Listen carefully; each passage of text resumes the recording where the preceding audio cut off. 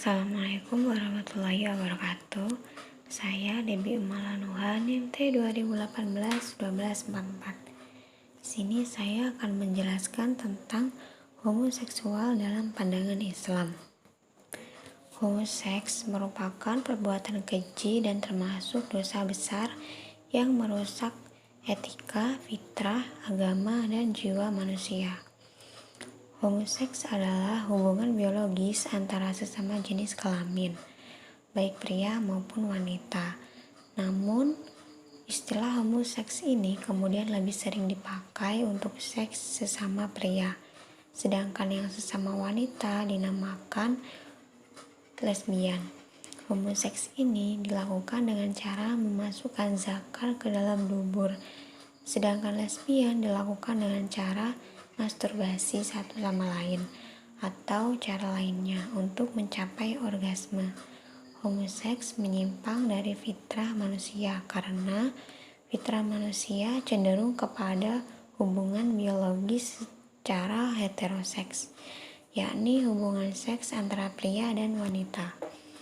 Perbuatan homoseks bukan hanya terdapat di zaman modern ini, tetapi telah terjadi pada zaman Nabi Lut, seperti yang dinyatakan dalam Al-Quran.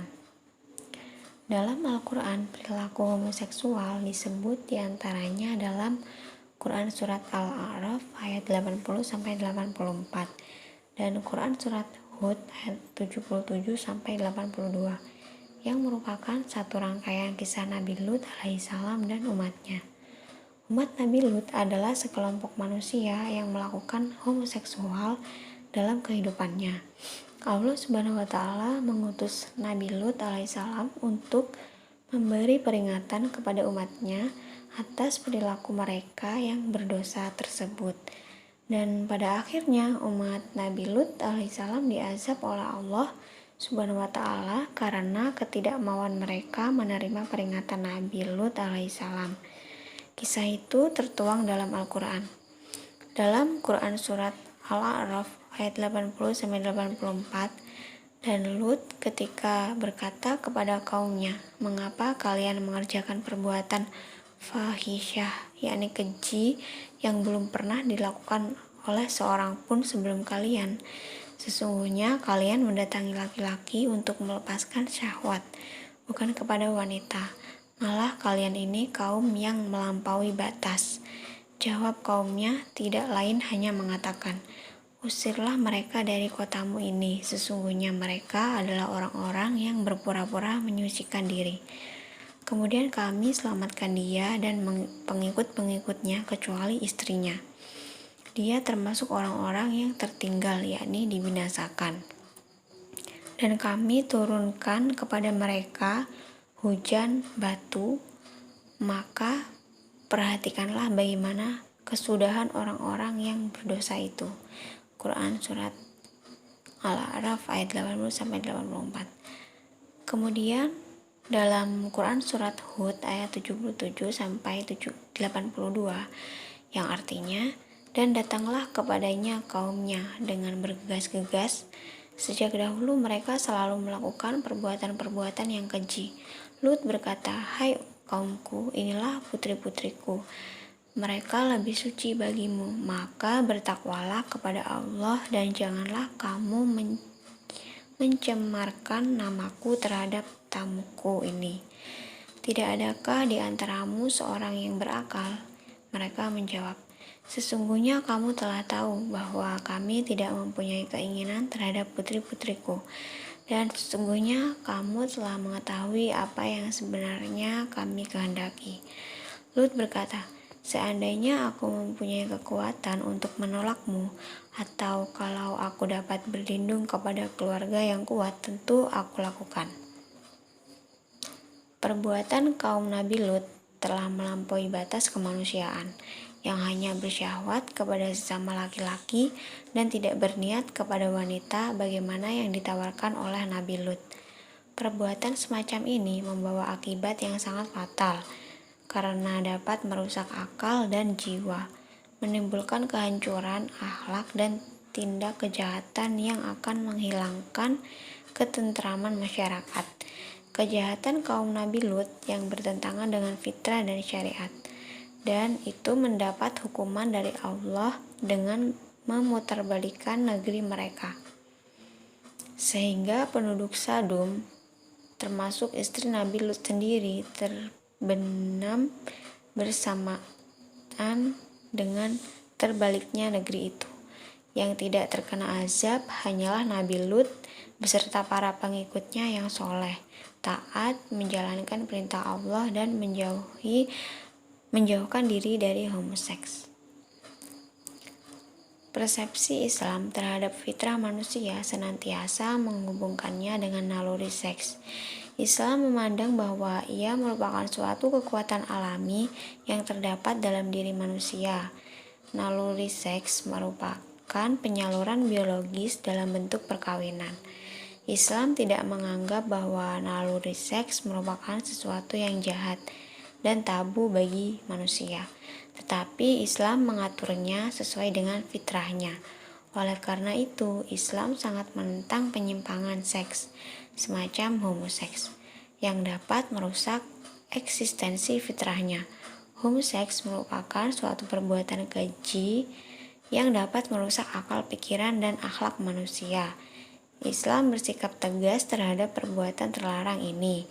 Ketegasan Islam dapat dilihat dari nas serta hadis yang menjadi dasar hukum bagi para ulama fikih dalam menetapkan hukuman homoseks. Meskipun di antara ulama fikih terdapat perbedaan pendapat, mereka sepakat atas keharaman homoseks. Mungkin itu saja yang dapat saya sampaikan. Kurang lebihnya mohon maaf. Terima kasih, semoga bermanfaat. Wassalamualaikum warahmatullahi wabarakatuh. Assalamualaikum warahmatullahi wabarakatuh. Perkenalkan, nama saya Musrifah Wulandari, NIM T 2018-12-13. Saya akan menjelaskan tentang homoseksual dalam pandangan Islam. Allah melarang segala hubungan seksual selain hubungan seks yang diikat dengan hubungan perkawinan antara seorang laki-laki dengan seorang perempuan. Menurut Muhammad Rafiz, seperti dikutip oleh Sayyid Sabiq, pelanggaran homoseksual disebabkan dampaknya yang negatif terhadap kehidupan pribadi dan masyarakat. Di antaranya adalah yang pertama, tidak tertarik pada wanita, akan tetapi tertarik pada sesama jenisnya. Kedua, menyebabkan gangguan otak, dan ketiga, tersebarnya virus AIDS. Selanjutnya, pengertian lesbian. Perilaku lesbian adalah perilaku seksual yang dilakukan antara dua orang yang berjenis kelamin sama, yaitu perempuan yang melingkupi keaktivitas yang luas seperti strategi untuk menentukan dan menarik perhatian pasangan, perilaku mencari dan menarik pasangan, interaksi antara individu, kedekatan fisik atau emosional, dan hubungan seksual. Faktor yang mempengaruhi perilaku lesbian yaitu Sadarjo 2005 mengatakan ada beberapa faktor yang memungkinkan seseorang berperilaku lesbian. Yang pertama, keluarga. Misalnya, pengalaman trauma di masa kanak-kanak, lingkungan, misalnya bersangkutan dengan pergaulan dan lingkungan. Keluarga yang terlalu mengkongkong anaknya, dan bapak yang kurang menunjukkan kasih sayang kepada anaknya, serta kurang menerima informasi yang benar tentang seks dari kecil. Yang kedua yaitu dorongan individu, misalnya rentetan dari proses pembelajaran dari kecil, yaitu berkurangnya rasa kepercayaan terhadap ibu dan saudara perempuan, serta kurangnya percaya pada potensi seksual yang ada pada diri sendiri. Apalagi interaksi antar individu terhadap homoseksual menjadi keinginan, perasaan yang menyetujui untuk mendominasi hawa nafsu. Yang ketiga yaitu harga diri tidak tersedia dari hubungan lain. Ketakutan pada kaum bertentangan dengan jenis menyebabkan tindak balas erotis yang pasif, yaitu misalnya aktivitas seksual. Jika individu merasakan pengalaman homoseksual pertama menyenangkan, individu akan melanjutkan aktivitas homoseksual secara berkelanjutan. Dan yang kedua yaitu pengungkapan merajalela terhadap aktivitas homoseksual yang akan membuat individu semakin nyaman dengan situasi demikian. Selanjutnya, ciri-ciri lesbian yaitu menurut Konjoro dalam Lasasti 2011, guru besar psikologi UGM, ciri-cirinya adalah yang pertama, memposisikan dirinya sebagai maskulin. Penampilannya sangat maskulin dan posesif, menunjukkan ketertarikan pada wanita. Biasanya kebanyakan baci rambutnya dipotong cepat. Biasanya penampilannya terkesan dingin terhadap laki-laki dan sering cemas jaga jarak dengan wanita lain yang bukan pasangannya. Selanjutnya, lesbian dalam pandangan Islam. Islam mengakui bahwa manusia memiliki hasrat untuk melakukan hubungan seks, terutama terhadap lawan jenis. Islam mengatur hal ini dalam sebuah lembaga yang dinamakan dengan perkawinan. Melalui perkawinan, fitnah manusia dapat terpelihara dengan baik, sebab perkawinan mengatur hubungan seks antara pria dan wanita. Dengan adanya perkawinan yang disyariatkan, para ulama fikih berpendapat bahwa hukuman homoseks diantaranya: yang pertama, dibunuh secara mutlak; yang kedua, dihad seperti had zina. Bila pelakunya jejaka, maka didera dan rajam apabila telah menikah. Yang ketiga, dikenakan hukum takzir. Mengenai larangan perilaku homoseksual, Rasulullah SAW bersabda, dari Ikrimah, dari Ibnu Abbas, Rasulullah SAW bersabda, barang siapa yang kamu dapati melakukan perbuatan kaum Lut atau homoseksual, maka bunuhlah si pelaku dan yang dikerjainya. Hadis riwayat 5 ahli hadis kecuali An-Nisa'i.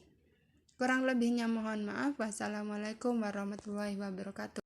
Assalamualaikum warahmatullahi wabarakatuh.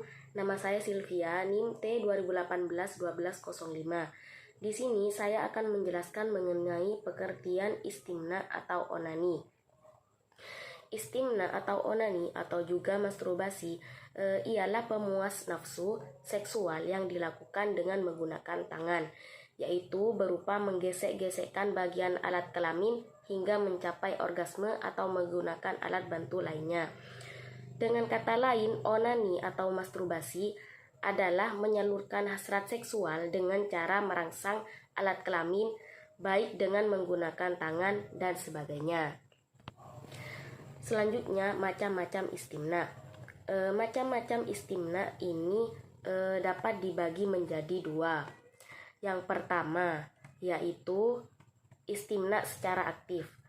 Istimna secara aktif yaitu aktivitas istimna atau onani dengan media tangan sendiri dan atau dengan menggunakan alat bantu namun tanpa bantuan orang lain. Kemudian yang kedua, istimna secara pasif, yaitu aktivitas istimna atau onani dengan media tangan yang orang lain dan atau alat bantu bisa disebut dengan bantuan orang lain. Selanjutnya, pandangan hukum Islam dan hukum Indonesia mengenai istimna, onani atau masturbasi. Yang pendapat pertama dari ulama Maliki, Syafi'i, dan Zidni, yaitu mengharamkan secara mutlak. Kemudian yang kedua, menurut pendapat dari ulama Hanafi, secara prinsip mengharamkan onani, tetapi dalam keadaan gawat, yakni orang yang memuncak nafsu seksnya khawatir berbuat zina, maka ia boleh bahkan wajib melakukan onani demi menyelamatkan dirinya dari perbuatan zina yang jauh lebih besar dosa dan bahayanya. Kemudian pendapat ketiga dari ulama Hambali, yaitu mengharamkan onani kecuali kalau takut orang untuk berbuat zina atau karena terdorong nafsu seksnya yang kuat atau khawatir terganggu kesehatannya. Sedangkan ia tidak mempunyai istri atau budak wanita dan ia tidak mampu kawin, maka ia tidak berdosa. Kemudian pendapat yang keempat ini diungkap dari Abdul Qadir Audah, yaitu menjelaskan di dalam kitabnya At-Tashi al-Jina fi al-Islam. Ibnu Hazm berpendapat onani itu dimakruhkan karena ia tidak termasuk kemuliaan akhlak dan bukan termasuk keutamaan. Dan yang terakhir yaitu batasan-batasan pelaku istimna dalam hukum syariah. Batasan-batasan pelaku yang diperbolehkan dalam istimna menurut pendapat Ibnu Hazm adalah bercampurnya suami istri atau tuan dengan budaknya yang melakukan istimna, yang mungkin di dalamnya termasuk istimna ketika istri sedang mengalami haid atau sebagai alternatif dalam hubungan jima suami istri, dan sesuai dengan firman Allah Subhanahu wa taala serta dasar hukum yang sudah terurai dalam pembahasan ini. Terima kasih.